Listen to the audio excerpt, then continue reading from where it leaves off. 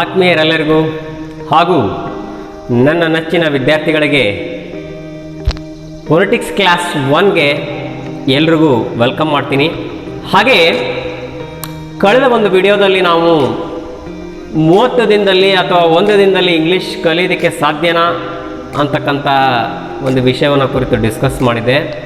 ಹಾಗೆ ಮಗು ಗರ್ಭದಿಂದಾನೇ ಹೇಗೆ ಭಾಷೆಯನ್ನು ಕಲಿಯುತ್ತೆ ಅಂತಕ್ಕಂಥದ್ದನ್ನು ಕೂಡ ನಾನು ನಿಮಗೆ ಹೇಳಿದ್ದೆ. ಸೊ ಹಾಗೆ ಎಲ್ರಿಗೂ ಕೂಡ ರೆಸ್ಪಾನ್ಸ್ ಚೆನ್ನಾಗೇ ಬಂದಿದೆ.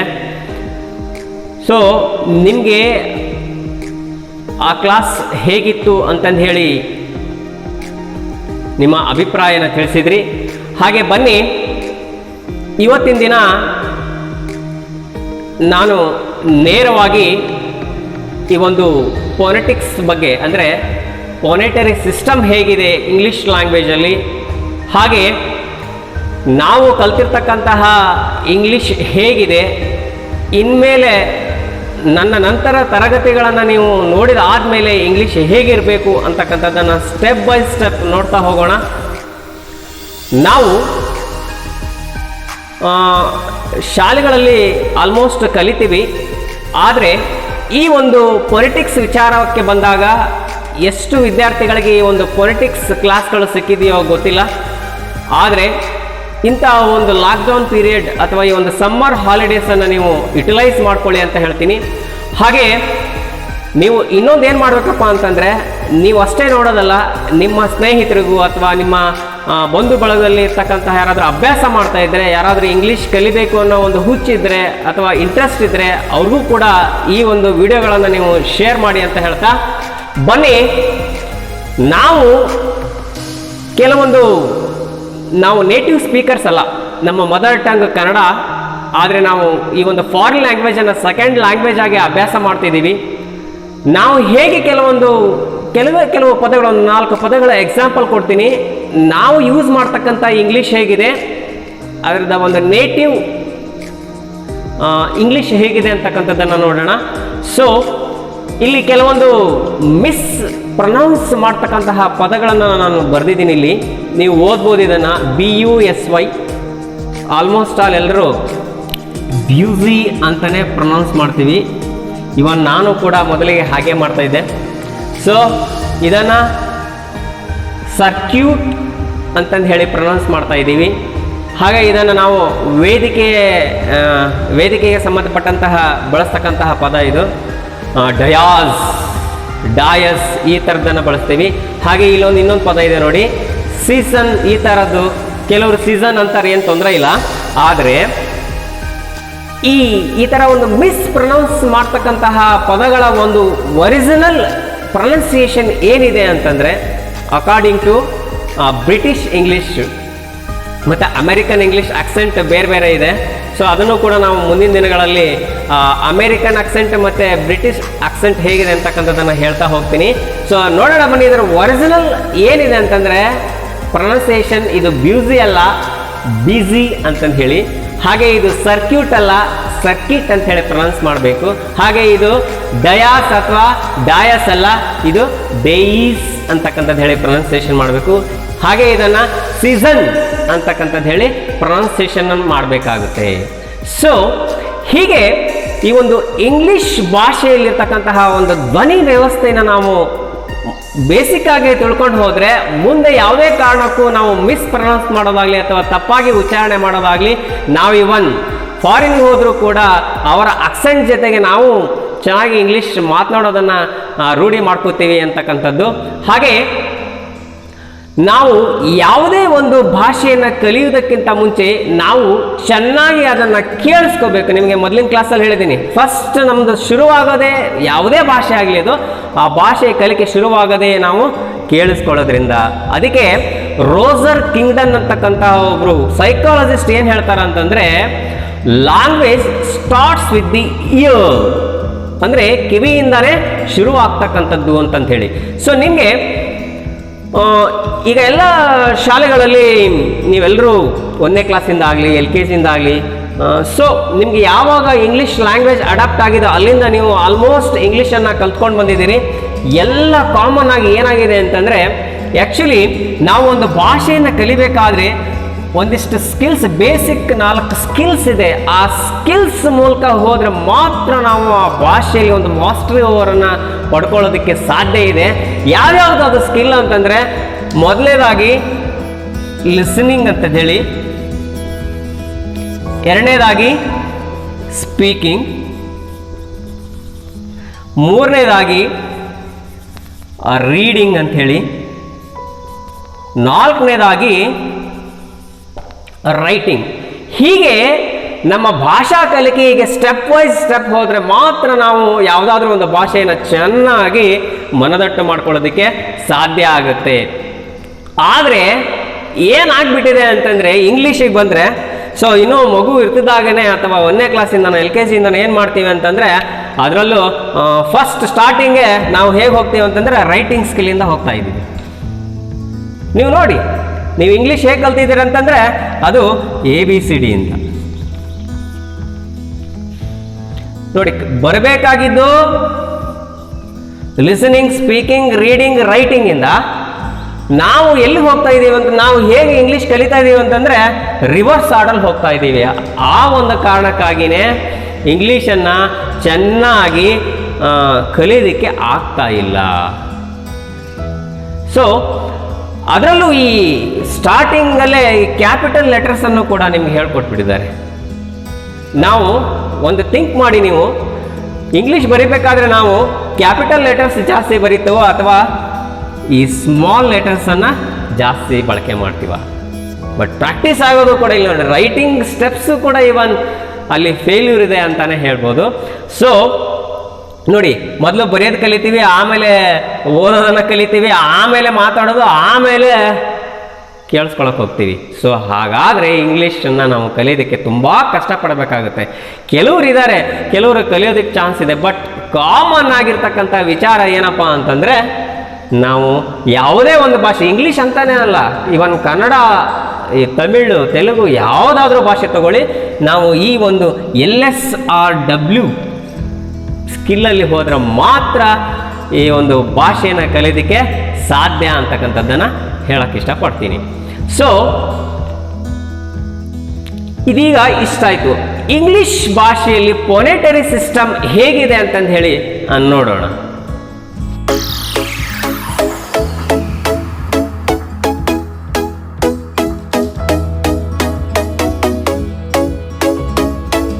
ಹಾಗೆ ಯಾರಾದರೂ ಇವತ್ತು ಫಸ್ಟ್ ಟೈಮ್ ಏನಾದರೂ ನನ್ನ ವಿಡಿಯೋ ನೋಡ್ತಾ ಇದ್ದರೆ ತಡ ಮಾಡಬೇಡಿ, ಸಬ್ಸ್ಕ್ರೈಬ್ ಮಾಡ್ಕೊಳ್ಳಿ, ಹಾಗೆ ಲೈಕ್ ಮಾಡಿ, ಕಮೆಂಟ್ ಮಾಡಿ ಅಂತ ಹೇಳ್ತೀನಿ. ಸೊ ಪಕ್ಕದಲ್ಲಿರ್ತಕ್ಕಂತಹ ಬೆಲ್ ಐಕಾನನ್ನು ಕೂಡ ಒತ್ತೋದು ಮರಿಬೇಡಿ, ಯಾಕೆಂದರೆ ಮುಂದಿನ ವಿಡಿಯೋಗಳನ್ನು ಒಂದು ನೋಟಿಫಿಕೇಷನ್ ನಿಮಗೆ ಸಿಗುತ್ತೆ ಅಂತ ಹೇಳ್ತಾ, ಈಗ ನಾವು ನೇರವಾಗಿ ಒಂದು ಈ ಫೋನೆಟರಿ ಸಿಸ್ಟಮ್ಗೆ ಬರೋಣ. ಏನಿದು ಫೋನೆಟಿಕ್ಸ್? ನಿಮಗೆ ಆ ವರ್ಡೆಲ್ಲ ಹೇಳುತ್ತೆ. ಈ ಒಂದು ಫೋನ್, ನೀವು ಗೊತ್ತು, ಫೋನ್ ಅಂದ ತಕ್ಷಣ ಸೌಂಡ್, ಆವಾಜ್. ಸೊ ನಾನು ಆವಾಗಲೇ ಹೇಳ್ದಂಗೆ ಈ ಒಂದು ಧ್ವನಿ ವ್ಯವಸ್ಥೆ ಹೇಗಿದೆ ಇಂಗ್ಲೀಷ್ ಭಾಷೆಯಲ್ಲಿ ಅಂತಕ್ಕಂಥದ್ದು ನೋಡೋದಾದರೆ, ನೀವು ಇದರ ಒಂದು mechanism of speech organs very very important. ನಾವು ಹೇಗೇಗೋ ಸೌಂಡ್ ಮಾಡೋದಲ್ಲ, ಪ್ರತಿಯೊಂದು ಭಾಷೆಯ ಒಂದು ಸೌಂಡ್ಸ್ ಡಿಫ್ರೆಂಟಾಗೇ ಇರುತ್ತೆ. ಕನ್ನಡದ ಥರ ಇಂಗ್ಲೀಷಲ್ಲಿ ಇರಲ್ಲ, ಇಂಗ್ಲೀಷ್ ಥರ ತಮಿಳ್ ಇರಲ್ಲ, ತಮಿಳ್ ಥರ ಮಲಯಾಳಿ ಇರಲ್ಲ. ಸೊ ನಾವು ಯಾವುದಾದ್ರೂ ಒಂದು ಭಾಷೆಯನ್ನು ಅಚ್ಚುಕಟ್ಟಾಗಿ ಕಲಿತೀವಿ ಅಂತಂದರೆ ಆ ಒಂದು ಅಚ್ಚುಕಟ್ಟಾಗಿಯೇ ನಾವು ಸ್ಟೆಪ್ ಬೈ ಸ್ಟೆಪ್ ಹೋಗಬೇಕಾಗುತ್ತೆ. ಸೊ ನಿಮಗೆ ಇಲ್ಲಿ ಈ ಪ್ರೊಡಕ್ಷನ್ ಆಫ್ ಸ್ಪೀಚ್ ಸೌಂಡ್ಸ್, ಈ ಸೌಂಡ್ ಹೇಗೆ ಬರುತ್ತೆ ಅಂತಕ್ಕಂತಹ ವಿಚಾರ ನೀವು ಆಲ್ಮೋಸ್ಟ್ ಆಲ್ ಎಲ್ಲ ಕಡೆ ನೋಡಿದ್ದೀರಿ ಅನ್ಕೋತೀನಿ. ಈ ಫ್ಲೂಟಿಸ್ಟ್ ಕೊಳಲನ್ನು ನುಡಿಸ್ತಾ ಇರ್ತಾನಲ್ಲ, ಆ ಕೊಳಲು ವಾದಕ ಅವನು ತನ್ನ ಉಸಿರಿನಿಂದ ಹೇಗೆ ಈ ಒಂದು ಸೌಂಡ್ಗಳ ಒಂದು ಬ್ಯಾಲೆನ್ಸ್ ಮಾಡ್ತಾನೆ ಅಲ್ವಾ, ಏನು ಹೋಲ್ ಏನಿರುತ್ತಲ್ಲ, ಕ್ರಮವಾಗಿ ಆ ಹೋಲ್ಗಳನ್ನು ಅವನು ಯಾವ್ಯಾವ ಹೋಲನ್ನು ಮುಚ್ಚಬೇಕು, ಯಾವ್ಯಾವ ಹೋಲನ್ನು ಅಂದರೆ ಇಲ್ಲಿ ಈ ಟೋನನ್ನು ಅವನು ಯಾವ ರೀತಿ ಬ್ಯಾಲೆನ್ಸ್ ಮಾಡ್ತಾನೆ ಉಸಿರಿನಲ್ಲಿ ಅಂತಕ್ಕಂಥದ್ದು. ಸೊ ಹಾಗೆ ನಾವು ಮಾತನಾಡ್ತಕ್ಕಂತಹ ಪ್ರತಿ ಭಾಷೆಯ ಸೌಂಡ್ಸು ಕೂಡ ನಾವು ಪ್ರೊಡ್ಯೂಸ್ ಮಾಡ್ತೀವಿ. ಸೊ ಅದು ಹೇಗೆ ಪ್ರೊಡ್ಯೂಸ್ ಆಗುತ್ತೆ, ಆಮೇಲೆ ಸೌಂಡ್ ಏನಾಗುತ್ತೆ, ಸೌಂಡಿಂದ ವರ್ಡ್ಸ್ಗಳು ಕ್ರಿಯೇಟ್ ಆಗುತ್ತೆ. ಆ ವರ್ಡ್ಸ್ಗಳಿಂದ ನಾವು ಸೆಂಟೆನ್ಸ್ಗಳನ್ನು ಮಾಡ್ತೀವಿ. ಹೀಗೆ ಏನು ಶಬ್ದದಿಂದ ಪದ ಆಗುತ್ತೆ, ಪದದಿಂದ ಆ ವಾಕ್ಯದವರೆಗೂ ತೆಗೆದುಕೊಂಡು ಹೋಗುತ್ತೆ ಭಾಷೆ ಅಂತಕ್ಕಂಥದ್ದು. So here in English language, here there are three systems involved. What are those? Look at here.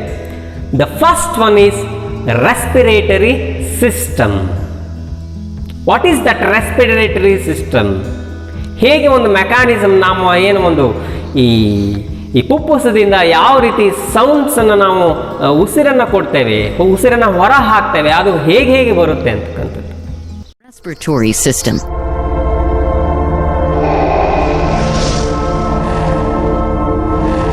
To understand the process of breathing,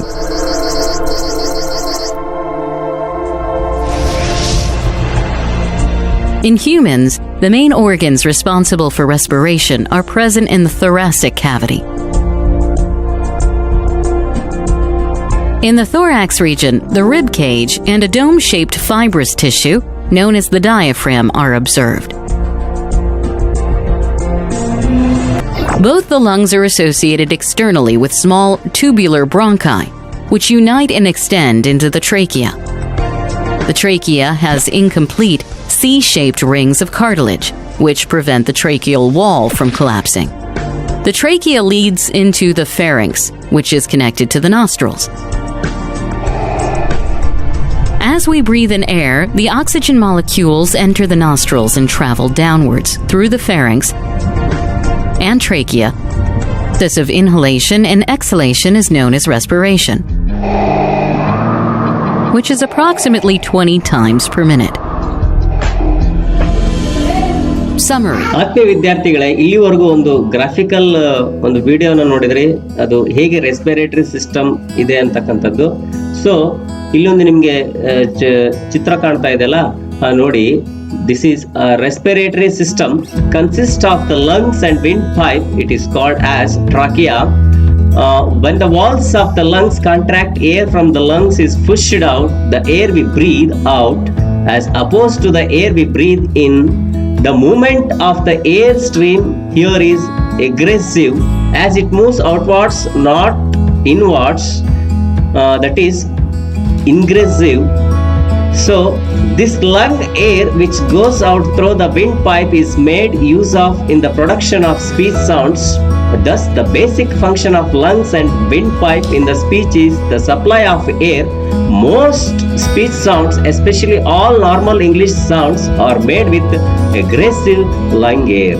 So ಇಲ್ಲಿ ನಿಮಗೆ ನಾವು ಉಸಿರನ್ನ ತೆಗೆದುಕೊಳ್ಳೋದು ಮತ್ತು ಹಾಗೆ ಹೊರ ಹಾಕೋದನ್ನ ಒಂದು ಸಿಸ್ಟಮ್ ಅನ್ನು ನೋಡಿದ್ವಿ. ಸೊ ಹೇಗೆ ನಾವು ಉಸಿರನ್ನ ತೆಗೆದುಕೊಂಡು ಹೇಗೆ ನಾವು ಅದನ್ನ ಹೊರ ಹಾಕುವಾಗ ದಟ್ ಈಸ್ ಅಗ್ರೆಸಿವ್ ಅಂತ ಏನ್ ಕರಿತೇವಲ್ಲ, ಇಲ್ಲಿ ಈ ಸ್ಪೀಚ್ ಸೌಂಡ್ಸ್ ಒಂದು ಪ್ರೊಡಕ್ಷನ್ ಅನ್ನ ನಾವು ಕಾಣಬಹುದಾಗಿದೆ. ಸೊ ಇನ್ನು ಈ ಒಂದು ರೆಸ್ಪಿರೇಟರಿ ಸಿಸ್ಟಮ್ ಅಲ್ಲಿ ಮತ್ತೆ ಲಂಗ್ಸ್ ಮತ್ತೆ ಏನು ಟ್ರಾಕಿಯಾ ಅಂತ ಕರಿತೀವಿ, ಆ ಎರಡು ಭಾಗಗಳು ಈ ಒಂದು ಲ್ಯಾಂಗ್ವೇಜ್ ಸೌಂಡ್ಸ್ ಅನ್ನ ಪ್ರೊಡ್ಯೂಸ್ ಮಾಡ್ತಕ್ಕಂಥದ್ರಲ್ಲಿ ಮಹತ್ತರವಾದಂತಹ ಪಾತ್ರವನ್ನ ಹೊಂದಿದೆ ಅಂತಕ್ಕಂತಾನೆ ಹೇಳ್ಬೋದು.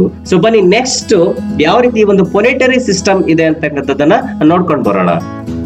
ಹಾಗೆ ನೆಕ್ಸ್ಟ್ ಒಂದು ನೋಡೋದಾದ್ರೆ ಫೋನೆಟರಿ system. The phonatory system consists of the larynx at the top of the windpipe is a tube made of cartilage and muscle. This tube, the front of which is the Adam's apple, is called larynx ಅಂತ ಹೇಳಿ ಕರಿತೀವಿ. ಇದನ್ನ Adam's apple ಅಂತಾನೂ ಕೂಡ ಕರಿತೀವಿ. So here the larynx encloses the pair of folds made of ligaments and elastic tissue called vocal cords ಅಂತಾನೆ ಕರಿತೀವಿ. So the vocal cords are small lip-like folds which run from front to back along the side walls of the larynx. The vocal cords can be held close together or apart. The V-shaped space between the vocal cords is called a glottis. The glottis can be closed and opened by bringing the vocal cords together or apart. When we breathe, the vocal cords are held wide apart. However, when we produce certain sounds like z, m, etc., the vocal cords are held loosely together and they vibrate as the air is pushed out. When the vocal cords vibrate, the resulting disturbance in the air imparts a buzzing, a quality to the speech called voice or voicing.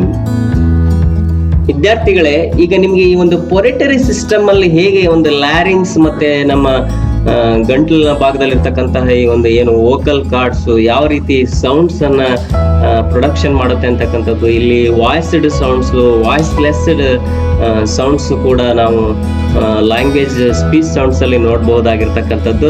So ಹಾಗೆ ಇಲ್ಲಿ it is very important. ಆ ಗ್ಲೋಟಿಸ್ ಅಂತಕ್ಕಂಥದ್ದನ್ನ ನೋಡಿದ್ರಲ್ಲ, ನಿಮಗೆ ಮುಂದಿನ ಒಂದು sounds production ಹೇಗೆ ಆಗುತ್ತೆ ಅಂತಕ್ಕಂಥದ್ದು, ಹಾಗೆ ಈ ಒಂದು ಫೊನೆಟಿಕ್ಸ್ ನೆಕ್ಸ್ಟ್ ಕ್ಲಾಸ್ಗಳಲ್ಲಿ ನಿಮಗೆ ಆ ಒಂದು ಗ್ಲೋಟಿಸ್ ಈಗ ನೀವು ನೋಡ್ತಾ ಇದ್ದೀರಿ ಹೇಗೆ ವೈಬ್ರೇಷನ್ ಆಗ್ತಾ ಇದೆ ನೋಡಿ, ಅಲ್ಲಿ ವೋಕಲ್ ಕಾರ್ಡ್ಸ್ ಅದೇ ಒಂದು ಅಲ್ಲಿ ಸ್ಪೀಚ್ ನೀವು ನೋಡಿ ಏನು ಬಝಿಂಗ್ ಸೌಂಡ್ ಕೂಡ ಅದನ್ನು ನೀವು ಅಬ್ಸರ್ವ್ ಮಾಡ್ತಾ ಇದ್ರಿ ಅಂತ ಅನ್ಕೊಂಡಿದ್ದೀನಿ.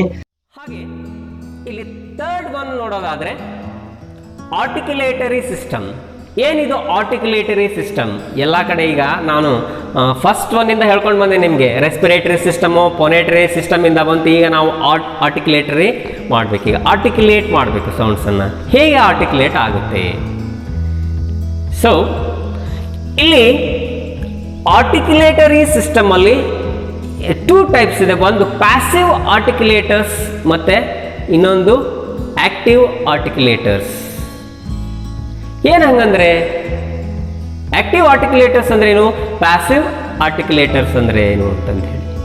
ಈಗ ಈ ಒಂದು ಆರ್ಟಿಕ್ಯುಲೇಟರಿ ಸಿಸ್ಟಮ್ ಅಲ್ಲಿ ಎರಡು ಇದೆ ಅಂತ ಹೇಳಿ, ಪ್ಯಾಸಿವ್ ಆರ್ಟಿಕ್ಯುಲೇಟರ್ಸ್ ಮತ್ತೆ ಆಕ್ಟಿವ್ ಆರ್ಟಿಕ್ಯುಲೇಟರ್ಸ್. ಪ್ಯಾಸಿವ್ ಆರ್ಟಿಕ್ಯುಲೇಟರ್ಸ್ ಯಾವ್ಯಾವ್ದು ಬರುತ್ತೆ ಅನ್ನೋದ್ರಲ್ಲಿ mouth cavity, teeth and hard palette. ಈ ಮೌತ್ ಕ್ಯಾವಿಟಿ ಅಂತಕ್ಕಂಥದ್ದು ನಿಮಗೆ ಈ ಬಾಯಿ ಒಟ್ಟು ಏನು ಒಳಾಂಗಣ ಬರುತ್ತಲ್ಲ ಅದು. ಸೊ ನೆಕ್ಸ್ಟ್ ಟೀತ್, ಹಲ್ಲುಗಳು. ಹಾಗೆ ಈ ಒಂದು ಹಾರ್ಡ್ ಪ್ಯಾಲೆಟ್ ನೀವು ಟಚ್ ಮಾಡ್ಬೋದಿಲ್ಲಿ. ಹಾರ್ಡ್ ಪ್ಯಾಲೆಟ್ ಇರುತ್ತೆ ಅಂದರೆ ಈ ಸ್ವಲ್ಪ ಈ ಮೇಲ್ಗಡೆ ಟೀತ್ ಬರುತ್ತಲ್ಲ, ಅದ್ರ ಮೇಲ್ಗಡೆ ಒಂದು ಹಾರ್ಡ್ ಥರ ಒಂದು ನಿಮಗೆ ಅನುಭವಕ್ಕೆ ಬರುತ್ತೆ. That is called hard palate ಅಂತೀವಿ. So these are fixed, so they are called passive articulators ಅಂತ ಹೇಳ್ತೀವಿ. ಸೊ ನೆಕ್ಸ್ಟ್ ಹಾಗೆ ಈ ಆಕ್ಟಿವ್ ಆರ್ಟಿಕ್ಯುಲೇಟರ್ಸ್ ಅಲ್ಲಿ ಏನಂತಂದ್ರೆ, however they are lips, tongue and soft palate. So these are movable parts in our articulatory system. ನೀವು ನೋಡಿ ಎಲ್ಲ ಹೇಗೆ ಟಂಗು ಮತ್ತು ಲಿಪ್ಸ್ ಮತ್ತು ಹಾಗೆ ಒಂದು ಸಾಫ್ಟ್ ಪ್ಯಾಲೆಟ್ ಅಂತಂದರೆ ನಿಮಗೆ ಅಪೋಸಿಟ್ ತೋರಿಸಿದಲ್ಲ, ಅದರ ಅಪೋಸಿಟ್ ಹಿಂದ್ಗಡೆ ಏನು ಬ್ಯಾಕ್ ಆಫ್ ದ ಟಂಗ್ ಆ ಮೇಲ್ಭಾಗದಲ್ಲಿ ಸಾಫ್ಟ್ ಪ್ಯಾಲೆಟ್ ಅಂತ ನಾವು ಕರಿತೀವಿ. ಸೊ ಆ ಒಂದು ಸಾಫ್ಟ್ ಪ್ಯಾಲೆಟ್ ಕೂಡ ಮೂವಬಲ್ ಆಗಿರುತ್ತೆ. ಸೊ ಹೀಗೆ ಇದರಲ್ಲಿ especially the tongue is very very active articulatory part. So ಈ ಟಂಗ್ ಇಲ್ಲಲೇ ಇದ್ದರೆ ನಾವು ಏನನ್ನು ಮಾತಾಡೋಕ್ಕಾಗಲ್ಲ. ನೋಡಿ, ನೀವು ಟಂಗ್ ಹಿಡ್ಕೊಂಡ್ಬಿಟ್ಟು ಏನಾದರೂ ಮಾತಾಡೋಕೆ ಹೋದರೆ ಒಂಥರ ಕೇಳೋದಕ್ಕೆ ಚೆನ್ನಾಗಿರಲ್ಲ. ಸೊ ಅದಕ್ಕೆ ಹೇಳೋದು, ಕೆಲವ್ರು ಏನಾದ್ರು ತೊಲ್ತಾ ಇದ್ದರೆ ನಿನ್ನ ನಾಲ್ಗೆ ತುಂಬ ಮೊಂಡ ಇದೆ, ಚೂಕ್ ಮಾಡ್ಕೋ ಹಾಗೆ ಹೀಗೆ ಅಂತಕ್ಕಂಥದ್ದು ಮಾತಾಡೋದನ್ನು ನೀವು ಕೇಳಿಸ್ಬೋದು.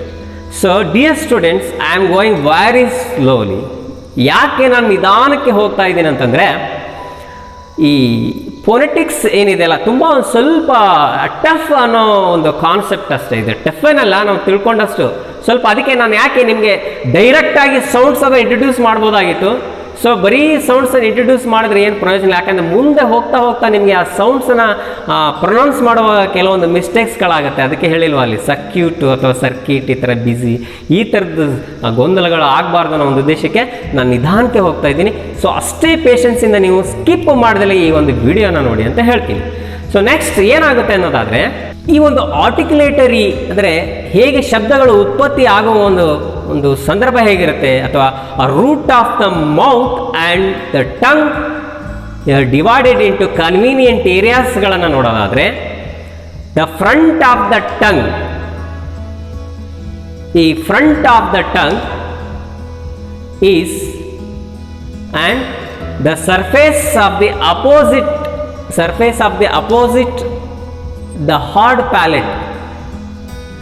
ನೀವು ನೋಡ್ಬೋದು ಇಲ್ಲಿ ಹಾರ್ಡ್ ಪ್ಯಾಲೆಟ್ಗೆ ಕನೆಕ್ಷನ್ ಅಪೋಸಿಟ್. ಹಾಗೆ the back of the tongue is surface opposite of the soft ಪ್ಯಾಲೆಟ್ಗೆ ಈ ಥರದ್ದು. ಮತ್ತು ಈ ಫ್ರಂಟ್ ಮತ್ತು ಬ್ಯಾಕ್, ಈ ಫ್ರಂಟ್ ಮತ್ತು ಈ ಬ್ಯಾಕ್ಗಳಲ್ಲಿ ನೋಡ್ಬೋದು ನೀವು ಚಿತ್ರದಲ್ಲಿ.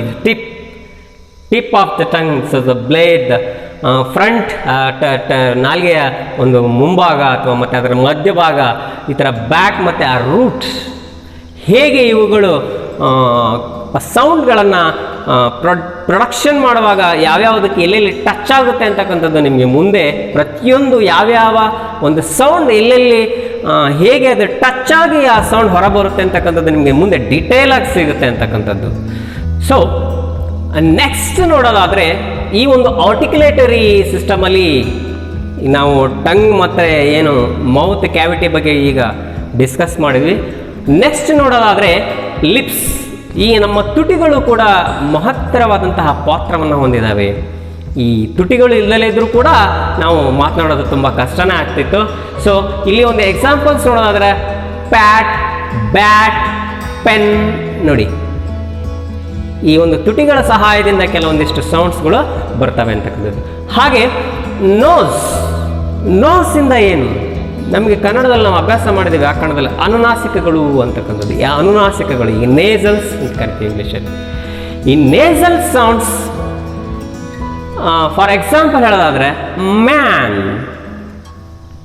ನೈನ್ ನೋಡಿ ನೀವು ಇಲ್ಲಿ ನೋಸ್ ಇಲ್ದಲೇನು ಕೂಡ ನಾವು ಈ ಕೆಲವೊಂದು ಸೌಂಡ್ಸನ್ನು ಹೊರ ಹಾಕಲಿಕ್ಕೆ ಕೂಡ ಅಸಾಧ್ಯ ಆಗುತ್ತೆ ಅಂತಕ್ಕಂಥದ್ದು.